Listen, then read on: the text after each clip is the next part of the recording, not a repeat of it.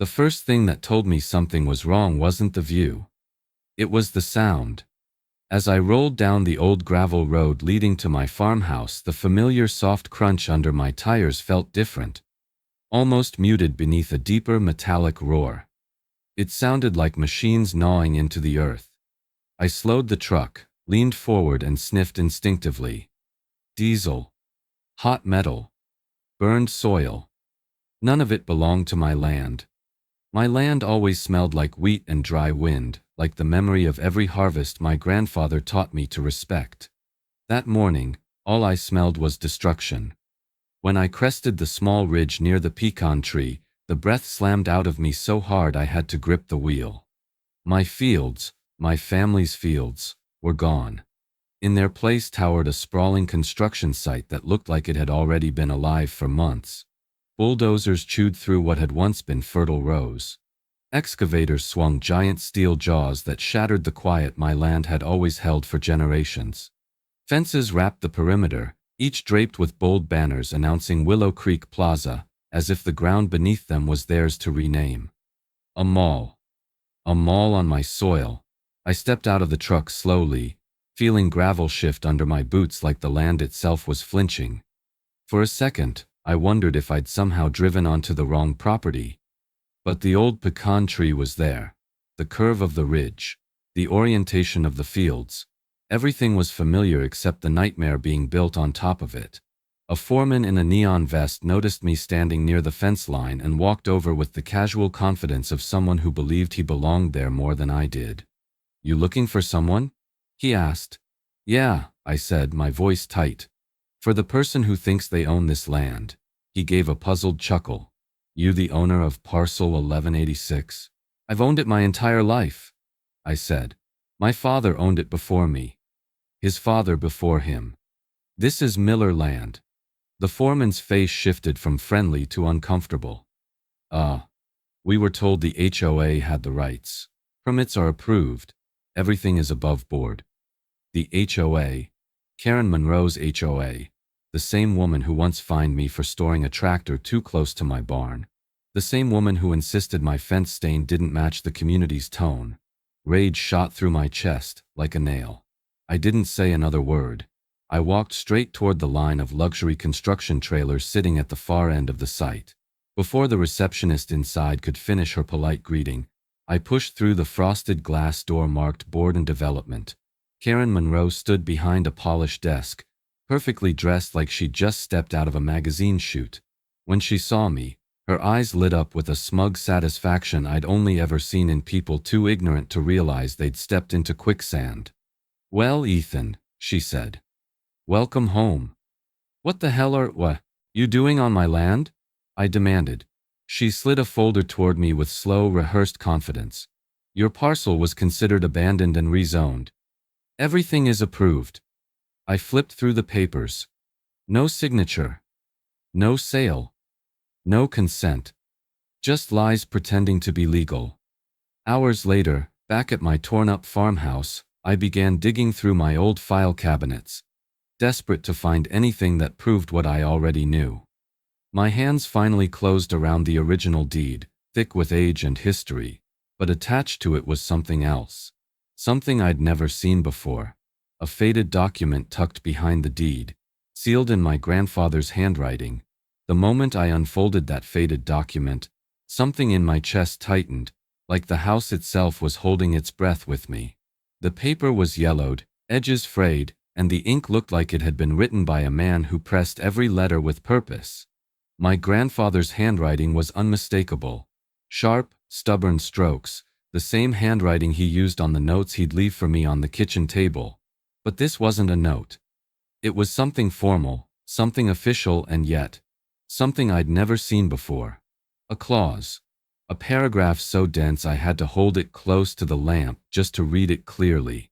And the more I read, the more it felt like my grandfather was whispering from somewhere far beyond the grave, telling me that the land was never helpless, that the land fought back. I didn't sleep that night. Couldn't. My mind kept replaying Karen's smug smile, the foreman's confusion, the twisted metal rising from soil my family had protected for more than a century. So at sunrise I grabbed the deed, the mysterious document, and every file I thought might matter, and drove straight to the county recorder's office. The building always smelled like old paper and chilled air, but that morning it felt colder, as if the walls themselves knew something was off. I approached the counter where Mike, a clerk I'd known since high school, sat flipping through digital maps. "Mike," I said, placing the stack of documents in front of him, "I need help. Real help." He looked at the papers, and his relaxed expression vanished. He lifted the original deed carefully, as if he was afraid it might crumble. "Where did you even find this?" he murmured. "In my grandfather's old cabinet," I said. "Why?" He chewed on his lower lip, then typed something into his system. A zoning map appeared on the screen. Clean lines, neat shapes, bright colors. Too perfect. Too modern. "This is strange," he said slowly. "The zoning for your parcel was updated last year." But the update wasn't based on the original survey. It was based on a digitized plat someone submitted. I felt heat crawl up my neck. "Digitized by who?" He kept scrolling. "It doesn't say. But there's no record of a sale. No transfer. No abandonment filing. Nothing that would legally allow rezoning. None of it exists. So the land was never abandoned," I said. "Not even close," he replied. "Every tax record shows consistent payment. Every audit confirms ownership. Ethan, this petition the HOA filed," he opened another file. "It says the parcel was unused agricultural land with no active owner. That's false. Fraudulent," I corrected, hearing the sharpness in my own voice. He nodded, clearly uncomfortable. "If these documents you brought are authentic, and they look authentic, the HOA never had jurisdiction. They had no right to petition, no right to rezone, and absolutely no right to build." It felt like the floor steadied beneath me for the first time since I saw the construction site. My grandfather had always said the land carried its own memory. Maybe he was right. Maybe this was the land's way of refusing to be stolen. Mike printed certified copies of everything I needed. Deeds, surveys, ownership confirmations, historical notes, even the faulty zoning plat used by the HOA. As I gathered the papers into a single heavy folder, a clear thought cut through my anger. This wasn't a mistake. This was a calculated theft, and I wasn't going to fight it alone. I knew exactly who needed to see these documents next. The only real estate lawyer I trusted with my land, my history, and the war I was about to start. Marcus Bennett lived 3 towns over in a small brick house with a yard full of tools he never put away. He was the same in college. Organized chaos, a brilliant mind hidden under a mess of coffee cups and case files. When I pulled into his driveway, he was already standing at the door, mug in hand, eyebrows raised like he knew trouble had followed me there. It had. I carried the folder tight to my chest as if the paper inside could blow away in the wind and take my entire legacy with it. "Ethan Miller," he said, stepping aside. "You look like someone stole your tractor." "They stole more than that," I muttered. We sat at his kitchen table, the wood scarred with old years' worth of case notes and coffee rings. I laid every document out carefully, one by one, like puzzle pieces that formed a picture no one wanted to admit was real. Marcus sifted through them silently, adjusting his glasses now and then. The only sounds were the turning of paper and the low hum of his refrigerator. When he reached the faded document tucked behind my deed, the one written in my grandfather's unmistakable handwriting, his expression shifted. His easy confidence hardened into something sharper. "Where exactly did you find this?" he asked. "In a cabinet my grandfather built himself," I said. "I didn't even know this clause existed." Marcus leaned closer, tracing the lines with his finger like a man handling a relic. "Ethan, this isn't just a clause. This is a protective covenant." "Protective?" I asked, leaning in. "Very," he said. "Filed in 1982, renewed in 1996, and reaffirmed again in 2009. Your dad must have kept it hidden for a reason." He tapped the document. "This covenant exempts your land from any municipal annexation, zoning reassignment, or third-party governance. That includes HOAs. The words sank in slowly, like my brain didn't want to believe them too quickly in case they vanished.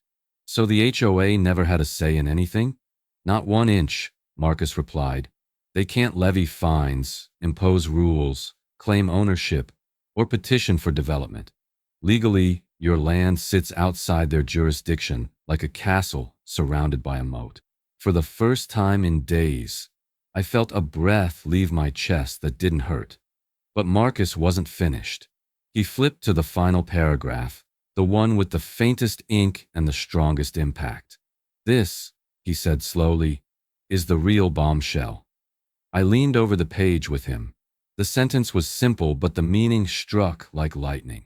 Any structure erected upon the parcel without written permission from the deed holder shall, upon completion, become the sole property of the deed holder, regardless of financing, labor, or intended use. I read it twice, 3 times. Each time it made less logical sense, but felt more powerfully true. So, everything they're building, I whispered, would legally belong to you. Marcus finished. Every brick, every storefront, every bolt. The room suddenly felt too small for the weight of what he'd just said. The HOA wasn't just trespassing. They were investing millions into a structure they didn't legally own. And the moment they finished it, they would lose it. Not through a lawsuit, not through a fight, through their own ignorance. I sat back in the chair, stunned. A mall, $12 million worth of steel and ambition, could end up mine without a single dollar leaving my pocket. Marcus took a slow sip of his coffee, watching me absorb it all. Then he set his mug down and spoke the sentence that changed everything. Ethan, if they finish building that mall, it's yours. The moment Marcus told me the mall would legally become mine if they finished it, something inside me shifted. Rage cooled into strategy. Panic hardened into patience. I didn't need to storm the gates or fight in the open. I needed to disappear into the tall grass like a hunter waiting for his prey to step into the trap it had already built for itself. Fighting them head-on would only warn them. But if I became invisible, if I let them believe they'd beaten me, their arrogance would do the work for me. So I showed up to the next HOA meeting not as the furious landowner ready to tear the place down, but as a man who'd accepted defeat. I sat in the back row, shoulders slumped, hat pulled low. I took no notes. I raised no objections. I nodded like I'd finally understood my place in their empire. People noticed. A few residents whispered that it was about time. I stopped resisting Karen's vision. Karen herself strutted to the front of the room like she owned every breath in it. When she saw me sitting quietly, she flashed the kind of satisfied smile predators give when they think their prey has stopped running. "Glad to see you here, Ethan," she said loudly for everyone to hear. "Progress is a beautiful thing when we stop fighting it." I didn't react. That silence, that empty look was more powerful than any argument I could have made. It told her exactly what she wanted to believe, that I'd given up. And she swallowed that lie so easily it almost scared me. Karen began celebrating early victory like she'd already cut the ribbon on the mall herself. She talked bigger, walked bolder, made choices with the confidence of someone who had no idea the land beneath her feet legally rejected every one of them. And while she paraded around with reporters and investors, I worked quietly in the shadows. Every morning before the workers arrived, I walked the edge of the construction site pretending to adjust to the changes. In reality, I was filming everything. I captured excavators tearing too deep into the soil, heavy equipment dragging across unprotected earth, trenches dug dangerously close to the creek. My drone hovered overhead twice a week, documenting progress in slow, damning detail. Photos filled my phone. Hard drives filled my desk drawers. I wasn't just watching them build. I was building my case. Environmental damage, drainage violations, construction debris dumped on protected portions of my land. Every infraction became a page in a binder I labeled quietly in black ink. Evidence of transfer. The more they built, the thicker that binder grew. To cover what my drone couldn't capture up close, I installed trail cameras high in the pecan and cottonwood trees. hidden, silent, motion-triggered eyes that recorded everything from unauthorized nighttime work to delivery trucks rumbling in after hours. I became a ghost on my own land, present but unnoticed, harmless but watching, always watching. And the best part? The workers were starting to get comfortable. Comfortable enough to talk, comfortable enough to complain, comfortable enough to reveal things Karen surely didn't want leaking. One afternoon, while I was dropping off a box of donuts for the crew to keep up my friendly act, a contractor wiped his hands and asked, "You hear about the permit mess? HOA's been scrambling to shut someone up." I kept my expression neutral. "Permit mess? What kind?" He lowered his voice, glancing around. "Let's just say they skipped a few steps. Big ones. And if the county finds out, they're dead in the water." That was the moment I realized the HOA wasn't just arrogant. They were exposed, and someone had finally slipped up enough to prove it. It started with a quiet knock on my door just after sunset. When I opened it, I found Mrs. Carter from 3 houses down standing on my porch, wringing her hands like she was holding on to something slippery. She wasn't the type to leave her home after dark, which already set my nerves buzzing. Her voice trembled before she even said the words that shifted everything. "Ethan, I think I signed something I shouldn't have." I led her inside, and she unfolded a crumpled sheet from her purse. A petition, the same one the HOA supposedly used to justify development. "They told me it was for a community dog park," she whispered. "Said it was harmless. I didn't realize it was about your land until it was too late." She looked genuinely ashamed, but the shame wasn't hers to carry. It belonged to the people who had tricked her. That was the moment I realized this wasn't just arrogance or incompetence. It was manipulation, fraud, deception wrapped in neighborly smiles. The next morning, I started visiting neighbors under the guise of catching up after being gone for months. I didn't push. I didn't prod. I simply listened. And the stories poured out, not in anger, but in quiet, exhausted fear. One man admitted Karen threatened to fine him for yard neglect if he didn't sign the petition. Another woman confessed the HOA told her her dues would increase if she didn't support community expansion. People weren't backing the mall. They were being cornered into compliance. The deeper I dug, the more sinister it became. I learned about mysterious HOA fee increases that didn't align with any approved budget. Neighbors whispered about reserve funds draining faster than anyone could track. And every time I asked where the money was going, they all repeated the same line Karen had fed them: community improvement. But none of them had seen a single improvement except the mall rising on my land. I needed proof, real proof. And sometimes proof comes from the people who think no one is watching. That opportunity came when I stopped by the temporary HOA office during business hours. The place was chaotic, papers everywhere, staff rushing around, phones ringing nonstop.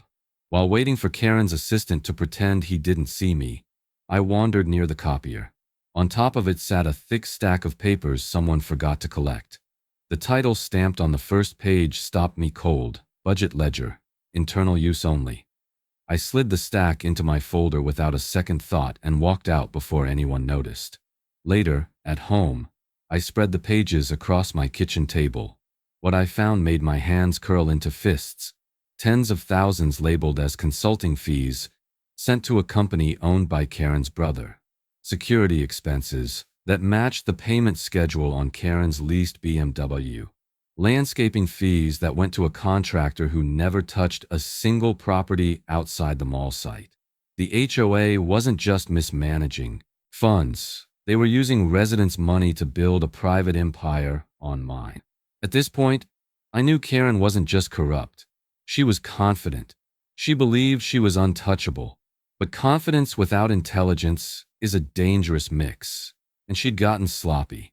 The ledger proved fraud, but something even darker waited between the lines of neighbor stories and forgotten paperwork. Something that explained the tension, the fear, the empty silence on one particular street. While talking to an elderly neighbor named Mr. Daniels, he mentioned a couple I hadn't seen around since before I left town. "They ask questions," he said quietly. "Too many questions. and the HOA made sure they regretted it. I leaned forward. What do you mean? He swallowed hard. They were pushed out, Ethan, forced to leave their own home. That was the moment I realized the HOA wasn't just corrupt. They were willing to destroy lives to protect their project, and I'd just uncovered their most damning secret yet. Every morning became a ritual. Coffee in one hand, camera in the other, standing at the edge of my own land watching a structure rise like a monument to someone else's greed. But the strange thing was how quickly the anger inside me shifted into something colder, something sharper, because with every new wall they raised, every steel beam that hit the sky, every inch of concrete poured into the soil, I felt the same dangerous, quiet satisfaction. Each day the mall grew taller, and each day it became more mine. The HOA didn't know it, Karen didn't know it, the workers didn't know it, but I did. With every layer of construction, they weren't building their empire. They were building my future. And they were paying for it with a level of recklessness I had never seen in any community project in my life. From the drone footage and the discarded invoices I found near the dumpsters, I tracked the ballooning cost of the mall. What started as a $6 million plan somehow vaulted to $8 million, then 10, then more. Excavation overruns, structural reinforcements, electrical grid upgrades.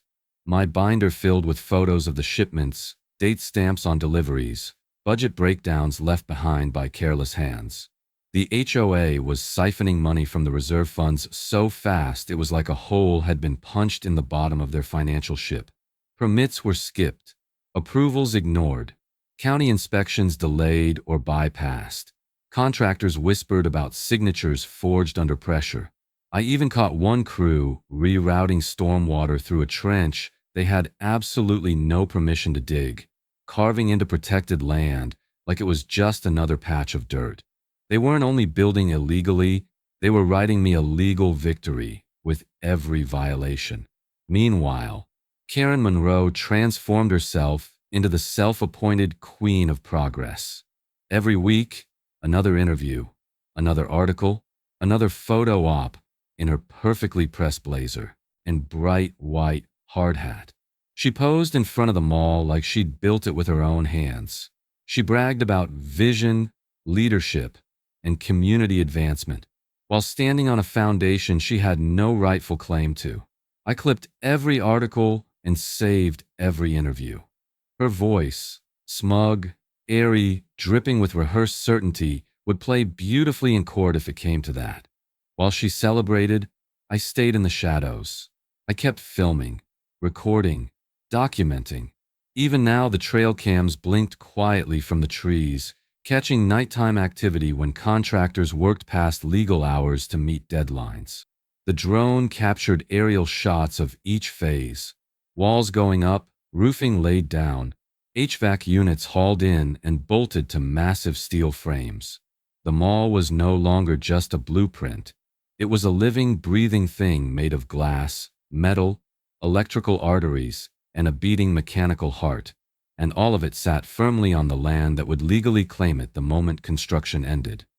By late afternoon most days, I'd sit in my truck and watch workers carry in massive ventilation ducts, lighting rigs, and storefront materials. The more advanced it became, the calmer I grew. There was no need to rush, no need to confront, no need to threaten. All I had to do was wait. The walls closed in, forming completed corridors.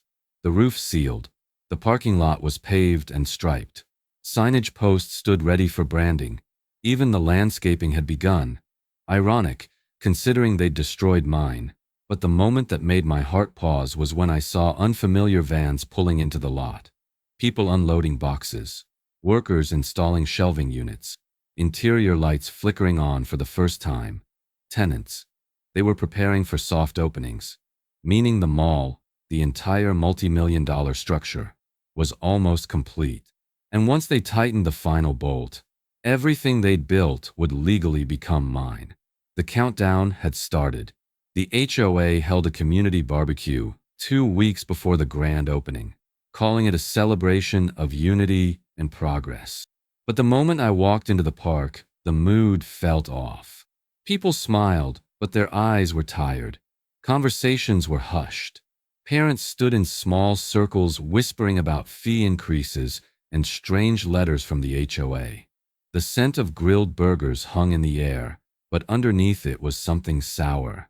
Fear disguised as community spirit. That was the first hint that something deeper was cracking beneath Karen's empire. I kept my expression relaxed and friendly. The whole point of becoming invisible meant attending events like these without raising suspicion. I shook hands, complimented the food, laughed at small talk, and while everyone chatted, I listened. Carefully. It didn't take long before I heard what I'd suspected for weeks. The HOA was running out of money. Fast. One resident mentioned that fees had gone up again. Another grumbled about special assessments. And a third said Karen had warned that anyone who didn't pay immediately risked non-compliance penalties. In other words, she was squeezing the community to keep funding a project she no longer controlled. When Karen finally made her grand entrance, bright blouse, perfect makeup, false confidence, she climbed onto a small podium and thanked everyone for believing in the future of Willow Creek. Then, with the same rehearsed smile she always wore, she announced yet another HOA fee increase, citing unexpected construction adjustments. The crowd didn't clap. Most people stared at the ground. A few exchanged worried glances. It was clear. Karen wasn't leading anymore. She was scrambling to keep her sinking ship afloat. I left the barbecue early, knowing her desperation meant she'd make mistakes. Desperate people always do. And sure enough, 2 days later, her assistant accidentally gave me the key to unraveling her entire financial web. He emailed me a community update, and by mistake, left a link at the bottom of the message. His personal cloud folder. Not password protected. Not encrypted, just sitting there like a gift from the universe. When I opened it, I felt a rush of disbelief mixed with grim validation. There were internal budgets, drafts of financial reports, receipts, invoices, emails, everything they'd tried hiding, and it was bad. Much worse than I imagined. Consulting fees that led straight to Karen's brother. Security contracts that matched the monthly payments for her luxury car. Event budgets that funneled thousands into a slush fund she used for personal expenses. There were even fake invoices submitted under shell companies tied to HOA board members. Every line item was another nail in the coffin of her credibility. The more I scrolled, the more clear the picture became. Karen had bled the HOA dry to build a monument to herself on land she didn't own. But the file that truly pushed the line from corruption into criminality was a series of photos documenting construction debris dumped illegally on the far edge of my property. Concrete chunks, rebar, buckets of chemical waste.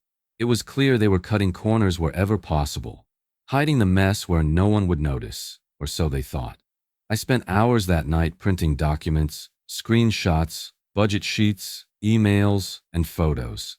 Page after page slid out of my printer until I had a stack thick enough to weigh down the corner of my table.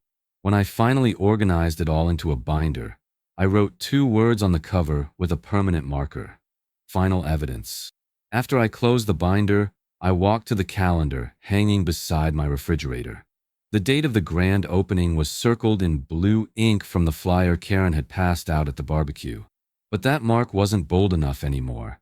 I picked up a red pen, and with one slow stroke, I circled the grand opening date again, this time marking the day Isam would end her entire empire. The announcement came on a bright morning, delivered in Karen's overly theatrical voice through a community-wide email. Ribbon-cutting ceremony, this Saturday. The moment I read those words, a slow, controlled breath slipped out of me. It was exactly what I needed, exactly what Marcus and I had been waiting for. Because according to the covenant, the land didn't legally claim the structure until it was completed, fully finished, officially opened, declared ready for public use. And Karen had just proudly announced the final nail in her own coffin. By the time I drove past the property that afternoon, construction was no longer a work in progress. It was done. Completely done. The mall stood tall and polished, glass gleaming in the sunlight, Polished metal fixtures locked into place, parking lot freshly striped. Workers swept walkways, landscapers shaped shrubs, electricians tested lights behind tinted windows.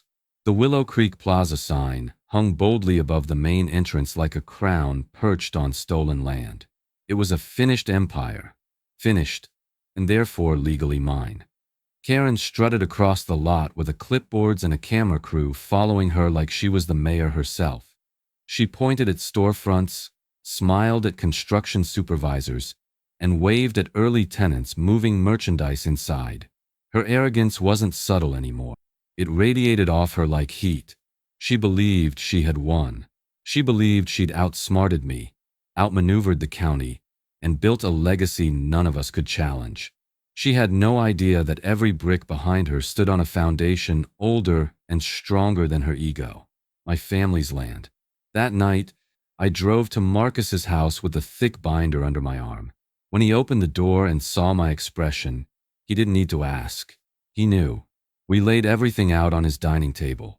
The certified deeds, the covenant, the zoning errors, the fraudulent financial reports, the environmental violations, the misuse of HOA funds.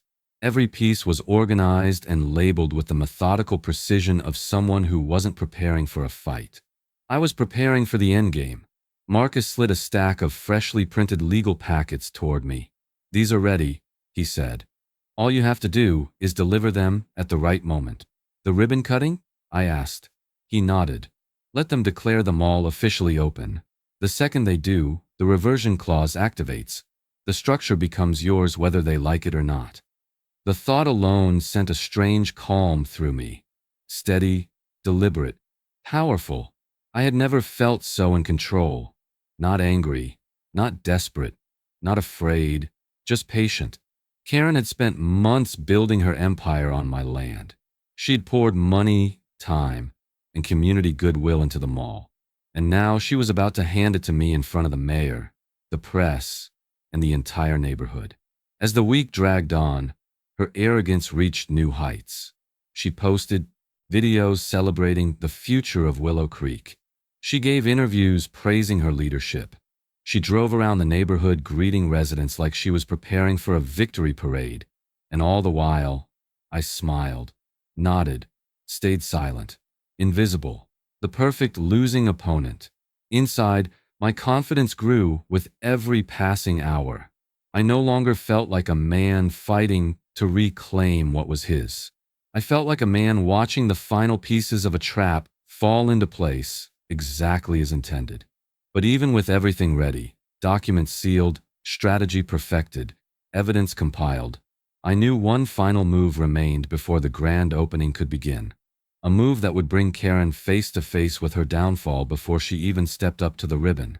The night before the ceremony, I made the decision. I would call a special HOA meeting right before the grand opening weekend, and that meeting would change everything. The meeting room was overflowing by the time I arrived. Every plastic chair was filled, board members in stiff suits, curious residents whispering behind their hands, and 3 reporters from the local paper setting up their cameras near the back wall. Even the zoning official stood near the front, clutching a clipboard like it was a life vest. The tension in the air felt thick enough to chew. Perfect. This was exactly the crowd I wanted. When I walked down the aisle toward the projector, all eyes followed me. Karen, standing near the front, stiffened the moment she saw the binder under my arm. Her expression flickered, confusion first, then irritation, then something closer to fear before she forced it back into a brittle smile. "Ethan," she said, voice honeyed but trembling at the edges. "This is a budget meeting. I don't recall adding you to the agenda." I set my binder on the lectern, clicked the projector remote, and the first drone image appeared on the wall. A sweeping aerial shot of the finished mall glowing under the late afternoon sun. Gasps rippled through the room.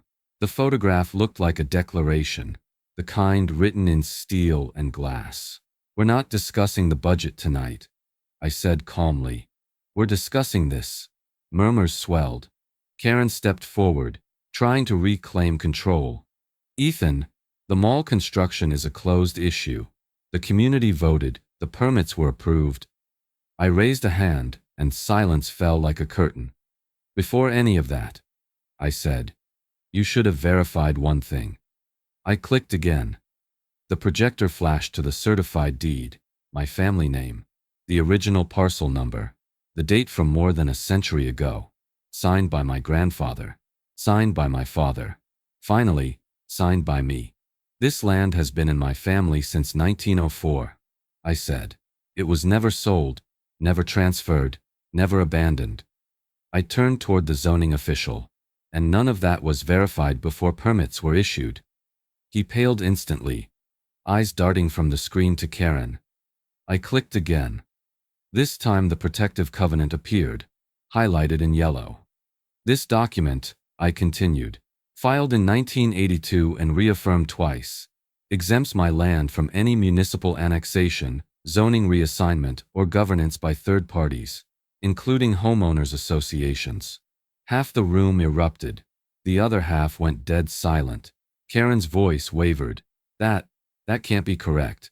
The county based the zoning map on a digitized plat. I cut in, not the original survey. And the HOA submitted a petition claiming my land was unused, unmaintained, and abandoned. That, I pointed at the projector, is forgery, and the construction performed here, I swept my arm toward the drone image, is unlawful. Karen stumbled back a step, gripping the side of her chair.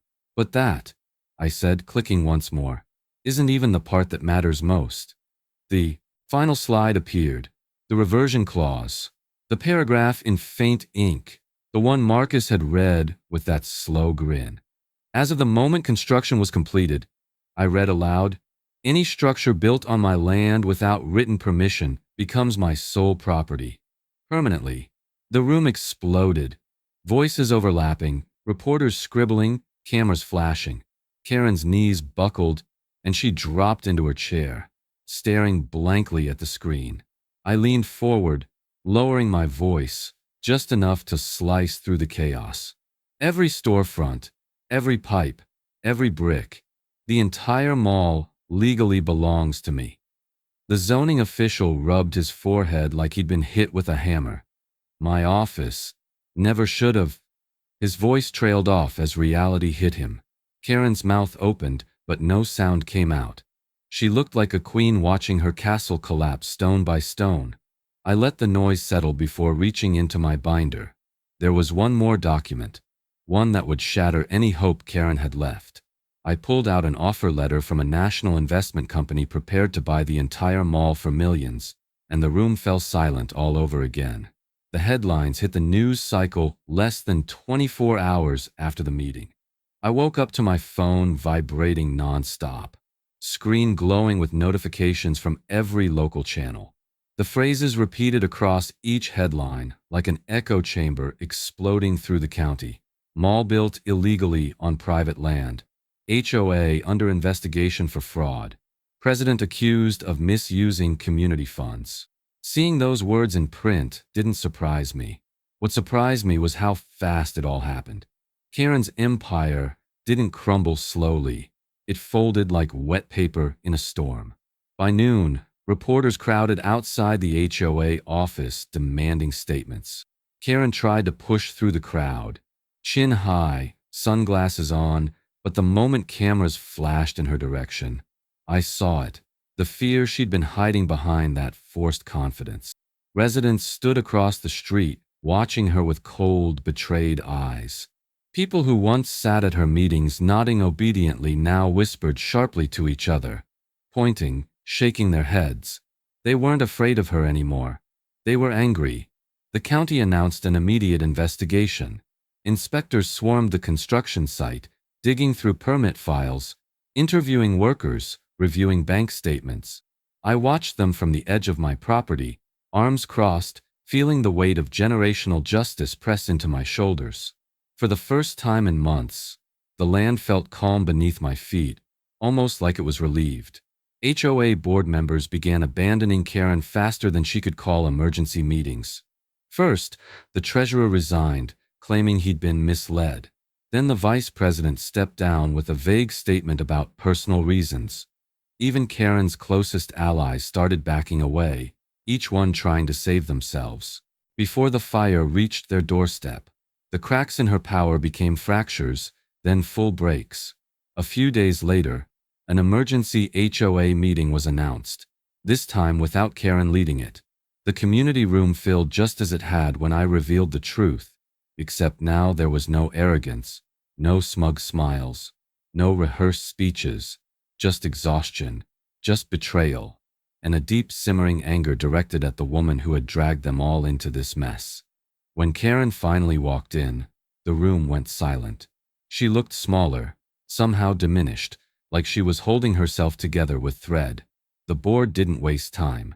They voted unanimously to remove her as president, citing gross negligence, financial mismanagement, and abuse of authority. She didn't argue. She didn't speak. She simply stared at the floor, shoulders shaking almost imperceptibly. Her reign ended not with a fight, but with a quiet collapse. Residents soon learned where their dues had gone. The slush funds, personal luxuries, fake consulting fees, and of course the massive investment poured into a mall they would never control. They watched the numbers add up, realizing they had unknowingly financed a monument that now belonged entirely to me. And once that truth settled into the community, something shifted. People weren't just angry at Karen. They were furious at the system that let her operate unchecked. They wanted accountability. They wanted change. Meanwhile, Marcus and I worked through the legal process with steady precision. We filed the paperwork confirming ownership under the reversion clause, backed by historical records and the county's own acknowledgement. Within days, the structure, the entire mall, was officially registered in my name. No liens, no disputes, no complications, just clean, unbreakable ownership. Investors began calling before the ink even dried, but only one offer mattered, the one from the National Real Estate Investment Company that had been waiting for the moment construction was complete. They increased their bid, eager to seize a fully finished commercial property with no development risk. On a quiet afternoon in Marcus's office, I sat across from him while he slid the sale agreement toward me. The number at the bottom didn't even feel real. With a steady hand, I signed the papers, agreeing to sell the mall for nearly $20 million. Karen's luxury life began to unravel faster than the mall had gone up. One moment she was parading across my land in designer heels, and the next she was drowning beneath the weight of everything she'd built on lies. The HOA, once her kingdom, collapsed almost instantly under public scrutiny. They lost credibility first, then influence, then money, massive amounts of it. Members wanted refunds. Others demanded investigations. A few even threatened lawsuits. Without her controlling the narrative, the entire board fractured like glass dropped from a height. I saw the changes in small but satisfying ways. Her leased BMW, the one she claimed was a security operations vehicle, disappeared from her driveway one morning, repossessed under the silent eyes of neighbors. The house she'd flaunted during HOA tours, a pristine two-story with perfect hedges and a front porch she never actually used, started showing signs of decay. The lawn browned, paint peeled. Real estate agents stopped sending flyers to the block. Property values sank around her like sinking sand. Eventually, Karen resigned officially, though everyone knew the resignation wasn't a choice. The board had forced her out, severing ties with the woman they once worshipped as the face of their community. She clung to her pride as long as she could, but as more financial audits came back and more violations surfaced, even she couldn't pretend she had a foothold left. Everything slipped away from her. Her influence, her image, her friends. Even her voice seemed to fade as the community finally saw her for what she was. On the day she left town, I watched from my porch as a beat-up moving truck pulled into her driveway. The woman who once strutted through neighborhood meetings with her chin held high, now stood on the curb looking 20 years older. She wore oversized sunglasses, but even from a distance I could see the exhaustion in her posture. No cameras, no board members, no allies, just silence and cardboard boxes. When she finally climbed into the passenger seat of the moving truck, she didn't look my way. But I watched her go, not with malice or revenge, but with a deep, settled understanding. Some people dig their own graves so thoroughly that all you can do is stand at the edge and witness them step inside. In the weeks that followed, the community began rebuilding itself. Without Karen's grip, the HOA held honest elections. People who never dared speak finally stepped forward. A retired school principal became president. A local contractor took the maintenance role. The treasurer was a soft-spoken accountant who insisted on transparency. Slowly, trust returned to the neighborhood. The fear Karen had cultivated finally evaporated. Meanwhile, I focused on restoring my land and finalizing the protections I'd promised myself long ago. I filed every exemption, updated every record, strengthened every boundary. But the last step was something symbolic, something that told the world, in plain language, that no one would ever try to take what was mine again. I installed a fence along the edge of my property, clean and solid, with a single wooden sign at the center that read, "No trespassing unless I say so." Most mornings now begin the same way. I sit on my porch with a cup of coffee warming my hands, staring across the fields that raised me. The wheat hasn't fully returned yet, but the soil is breathing again.